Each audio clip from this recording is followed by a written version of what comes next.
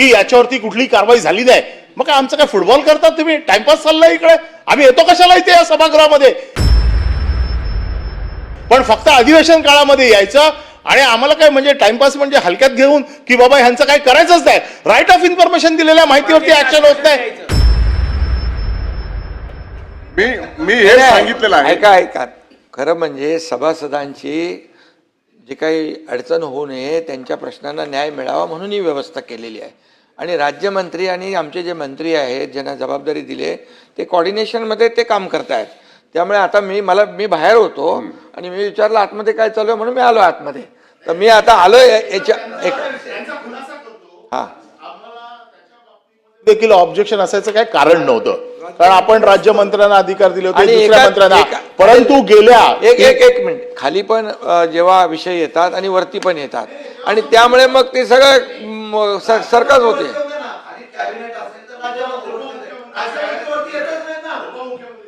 बरेच वर्ष या सभागृहात आपल्याला माहिती आहे, मंत्री जेव्हा बिझी असतात खालच्या सभागृहात तेव्हा राज्यमंत्री एकच मिनिट नाही आता विषय त्यांना बोलू द्या, उभे आहेत ते त्यांचं एकदा संपू द्या, मग मी आपल्याला संधी देतो.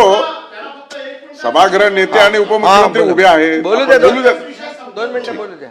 विषय एकच आहे. का विषय आला हा की उपमुख्यमंत्र्यांनी आपले अधिकार माननीय मंत्री उदय सामंतना दिले, माननीय मंत्री शंभूराजेंना दिले, दादा भुसेंना दिले. आमचं काही ऑब्जेक्शन नाही, ते जे कॅपेबल आहेत त्यांनी करावं, राज्यमंत्री नसतील तर त्यांनी यावं, उत्तर द्यावी.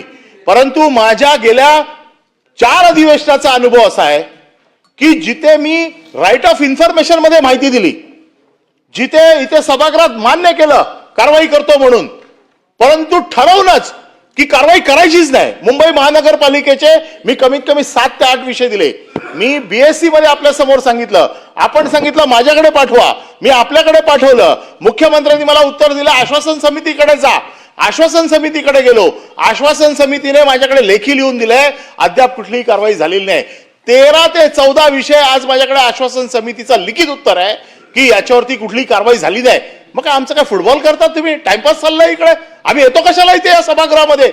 आमच्या उपमुख्यमंत्र्यांनी त्याची दखल घेऊन त्या मंत्र्यांनी कारवाई केली, आम्ही हा विषय मांडणार पण नाही आपल्याकडे. पण फक्त अधिवेशन काळामध्ये यायचं आणि आम्हाला काय म्हणजे टाइमपास म्हणजे हलक्यात घेऊन की बाबा ह्यांचं काय करायचंच नाही, राईट ऑफ इन्फॉर्मेशन दिलेल्या माहितीवरती ऍक्शन होत नाही आणि आश्वासन फक्त द्यायचं की आम्ही कारवाई करतो, या अधिवेशनाच्या शेवटच्या दिवसापर्यंत कारवाई होईल. अशा कित्येक विषय मी आपल्याकडे आहेत. आपल्याकडे मी पत्र दिलेले आहेत. मागच्या अधिवेशनामध्ये जे विषय निघाले आहेत, चौकशा समित्या लावलेल्या आहेत, त्यांच्यावरती कुठली कारवाई होत नाही. काय चाललंय का सभागृहात? मग आम्ही यायचं कशाला? आणि म्हणून आज आम्ही हा घटनात्मक विषय तुमच्याकडे आणलेला आहे 14 आयुधाच्या माध्यमातून. आमच्या मुख्यमंत्र्यांनी ताबडतोब दखल घेऊन कारवाई झाली, आमचं म्हणणंच येणार नाही त्याच्यामध्ये. सभापती महोदय, ताबडतोब दखल घेतली म्हणून मी आलोय आणि म्हणून आता त्यांचा जो काही बॅकलॉग राहिलेला आहे, मी आता शंभूराज देसाईंना सांगितलंय की जे तुमचे प्रश्न जिथे जे उत्तरं दिलेली आहेत किंवा बैठका घ्यायची आहेत या सर्व द्या आणि 1 महिन्यामध्ये त्याची सगळी आपण पूर्तता करू. मी स्वतः वैयक्तिक लक्ष घालतो. पुन्हा विषय